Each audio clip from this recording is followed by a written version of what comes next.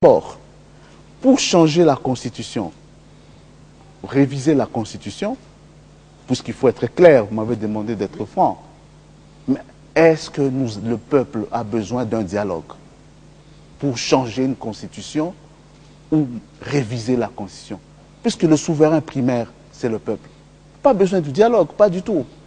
Et la problématique 2016 autre, aujourd'hui nous avons un président de la République en plein exercice. Laissez-le consommer son mandat. Laissez-le assumer ses responsabilités et ses prérogatives. Le jour où il y aura un président de la République élu, c'est ce jour-là que nous allons connaître un changement. On ne vous suit pas quand vous dites ça. Gouverner, c'est prévoir. Gouverner, c'est prévoir. Oui. Une chose qui a été prévue, c'est que dans les budgets que vous avez, qui va être promulgué dans quelques jours, quelques heures, on a prévu un référendum pour l'année prochaine. Il portera sur quoi? Si ce n'est pas un changement de la Constitution. Je répète ce que j'ai dit. Il n'est pas question de changer de Constitution, particulièrement pendant le dialogue. La révision d'une Constitution est prévue par la Constitution elle-même.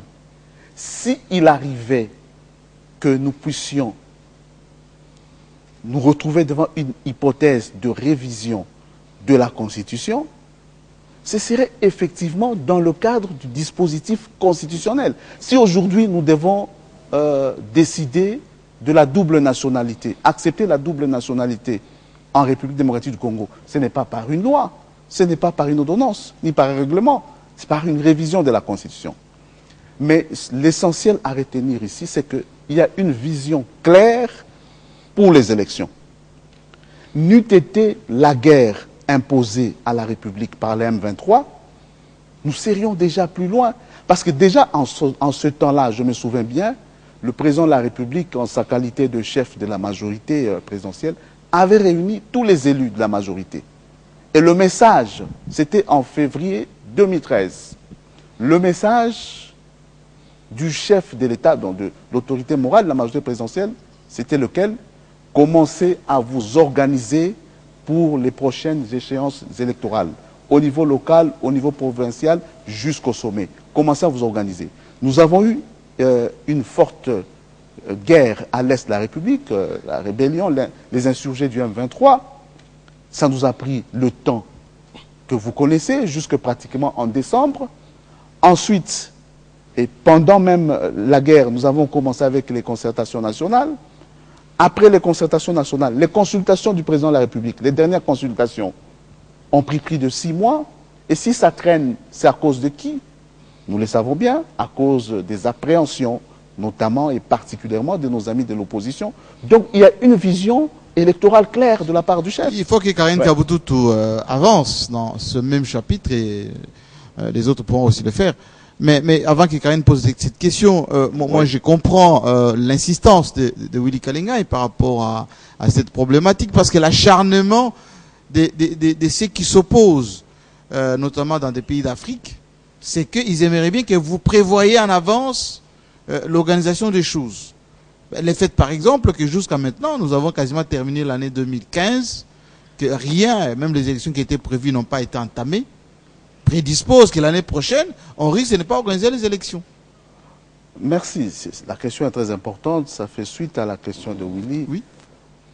Là, nous entrons en plein dans l'objet du prochain dialogue national inclusif qui se tiendra. Nous sommes Congolais.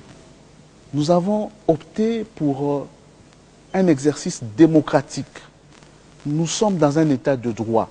Et un état de droit, ça se parfait au jour le jour. Même aux États-Unis, même en France, en Belgique, partout. C'est au jour le jour que ça se parfait. Voulant réitérer ce que nous avons fait, contrairement à beaucoup de pays africains. Les élections ont été organisées en 2006. Nous avons organisé l'alternance en 2011, mais le peuple a décidé en faveur de Joseph Kabila Kabange. Nous devons nous poser des questions. Et ce sont les questions que le président de la République nous a posées pendant sa dernière allocution. Et toutes les critiques d'après le discours du président de la République Je n'ai pas vu une attaque de fond. Il nous pose la question suivante. Je vais user d'autres mots. En janvier 2015, le débat s'était focalisé sur le fameux article 8 alinéa 3. Oui, les modes de scrutin. Faut-il un recensement ou pas, Oui. la population? Et vous savez comment nous avons géré cette question. Si en janvier, on avait trouvé un consensus sur cette affaire, aurions-nous encore parlé de la problématique du fichier électoral aujourd'hui? Loin s'en faut. Loin s'en faut. Donc aujourd'hui, il y a un problème. Les nouveaux majeurs, entre guillemets, c'est plus de 8 millions. Tous les déplacés, nos compatriotes de la diaspora, au Congo-Brazzaville, au Rwanda, en Belgique, en France, aux États-Unis, nos compatriotes peuvent-ils aussi voter? Aujourd'hui, la loi le permet. Nous avons des contraintes majeures sur le plan de la logistique. Le financement, nous sommes Congolais entre nous, il faut qu'on se regarde. Il faut un débat contradictoire. Pourquoi éviter ce débat contradictoire? Et le président de la République a posé ce problème dans son discours. Face à ces contraintes, le rapport de l'OIF qui dit qu'avec le fichier électoral actuel, point de besoin d'organiser les élections. Ce serait la catastrophe. Donc vous avez payé l'OIF pour qu'il invalide non, le fichier. S'il vous plaît, c'est des fonctionnaires internationaux. Non, mais c'est une question, je pose la question à la place du commun de neutre.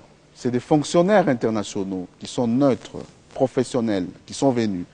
Ils ont travaillé, ils ont fait des constats. Et ces constats sont partagés par tout le monde, l'opposition, la majorité de la société civile. Maintenant, que faire? Puisqu'il faut de nouveau enrôler ces 8 millions. Puisqu'il y a eu des kits électoraux qui ont été spoliés, qui ont été volés, des soustractions frauduleuses à gauche, à droite. Que faire? Pendant combien de temps? Le chef de l'État nous appelle à un débat contradictoire. Donc, total en affaire, tout solo, pour en sauver Moka. C'est cet appel du président de la République. Mais certains des compatriotes ne veulent pas répondre à l'appel. Vous comprenez? Vous réclamez la démocratie. Vous réclamez un état de droit. Ça signifie notamment organiser les élections, n'est-ce pas? Ça signifie organiser les élections. Mais pour organiser les élections, dans un pays comme le nôtre, 2 345 000 km², plus de 75 millions d'habitants, il y a des routes, il y a quelques routes, il y a des forêts, des rivières, forêts équatoriales, impénétrables et tout ça. Que faire? Il nous faut environ 1 milliard. Est-ce qu'il faut un dialogue pour ça? En 2006, il n'y a pas eu de dialogue, en 2011, il n'y a pas eu de dialogue. Pourquoi seulement maintenant? Non, le président de la République a estimé, et il est le chef de l'État, la Constitution lui accorde ce pouvoir de voir comment procéder. Dans le cadre de l'exercice de ses prérogatives d'État, il estime que tout le monde doit se retrouver pour un débat contradictoire, j'insiste. C'est de bon droit. Karine Kabututu. Monsieur le Président Bamina Koussi, vous avez été élu, le président de la République en tête, vous également, c'est pour résoudre des problèmes des Congolais. Mais puisque vous êtes visiblement incapable de les résoudre, par exemple, vous êtes incapable de nous organiser les élections dans le délai, pourquoi ne pas céder les fauteuils à d'autres qui pourront le faire à votre place? Nous sommes incapables d'organiser les élections. Laissez-moi un peu rire quand même. Parce que ce pays a sa souveraineté depuis 1960. Quand est-ce qu'on a organisé les élections dans ce pays? C'est seulement à partir de 2006 et puis en 2011, dans un contexte compliqué. Aujourd'hui, nous sommes en plein en train de nous débattre pour organiser les élections. Mais nous voulons que ce soit des élections sur une base consensuelle pour éviter que demain, il y ait une guerre encore à Kinshasa, comme dernièrement. Nous voulons que ce soit des élections qui soient plus critiquées par les uns et les autres. Voilà pourquoi le président de la République a mis en place une approche consensuelle et le dialogue sera organisé. Ça, ce n'est pas de l'incapacité. Le contexte est difficile. Il faut prendre le taureau par les cornes, mais pas tout seul. Il faut l'apport de tous les Congolais et ce n'est pas une incapacité. Encore qu'il faut conjuguer tout cela avec d'autres préoccupations. Organiser les élections, ça participe de la démocratie. Mais en même temps, la démocratie a voté. Il faut baliapé, il faut banabaken des classes, il faut batanga. Donc, biso bakonzi, tant tozali qu'organiser l'élection, pour essayer de rappeler moi, 1 milliard de dollars, il faut payer à la fin de chaque mois, gouvernement et Foutabatou. À l'époque, quand nous on était étudiants, les fonctionnaires, ils ont zélaté 3 mois, 4 mois, 6 mois pour faire Foutabango. Nous avons magistrat, assistant à l'université de Kinshasa. Nous avons combien? Les lots Foutabiso combien? Et Foutabiso à la fin de chaque mois. Donc, élection et Zaliwana, c'est vrai, c'est la démocratie. Mais en même temps, il faut Batoubalia, un hôpital et tout ça. Et un gouvernement responsable, c'est le gouvernement qui essaie de planifier tout cela. Et s'il y a des difficultés énormes, en même temps les pressions de la part des uns des autres, la population, la société civile, le meilleur schéma, c'est dialoguer. Parce que le dialogue, c'est l'échange, un échange d'idées de manière contradictoire. Refuser les contradictoires, vous savez ce que ça signifie. Lorsque, en pareille circonstance, le chef vous dit qu'il y a des contraintes, vous voulez d'un calendrier électoral, oui, mais qui avait réclamé le calendrier global à l'époque?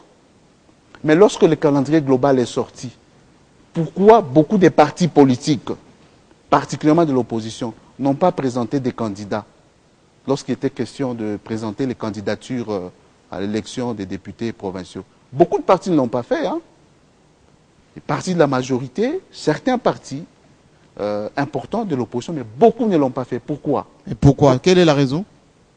La raison? Oui. Vous savez... Ils n'étaient pas prêts pour aller aux élections? Vous savez, j'ai toujours dit, nous sommes une jeune démocratie. Dans une démocratie, les partis politiques doivent suffisamment s'enraciner dans la population. Et un parti politique qui n'est pas suffisamment enraciné, qui n'a que quelques militants à Kinshasa, mais qui a développé une forte capacité d'intervenir à la radio, à la télé, lorsque le moment pour les politiques intervient, lorsqu'il faut affronter le peuple par les urnes, à ce moment-là, on découvre qu'il y a parti et parti. Voilà le pourquoi.